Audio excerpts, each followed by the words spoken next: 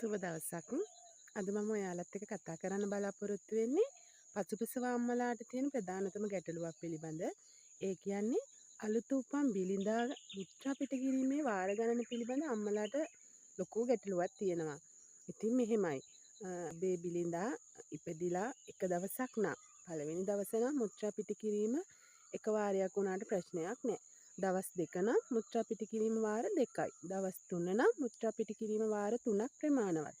දවස් 4දී මුත්‍රා පිට කිරීම 4 පාරක් ප්‍රමාණවත්. ඒ වගේම 5 වෙනි දවසේදී මුත්‍රා පිට කිරීම දවසකට 5 වතාවක් නම් ප්‍රමාණවත්. බිලිඳා ඉපදිලා දවස් 6ක් නම් මුත්‍රා පිට කිරීම වාර 6කට ප්‍රමාණවත්. 6න් පස්සේ ඕනෑම දින ගණනකදී දවසකට 6 පාරක් මුත්‍රා පිට කිරීම අවම 6 පාරක් මුත්‍රා පිට කිරීම ප්‍රමාණවත්. 6 පාරට වඩා පිට කරනවා නම් ඒක ගැටලුවක් නෙවෙයි. ඔබ හොඳට මව් කිරි දෙනවා නම් දරුවා මුත්‍රා පිට කිරීමේ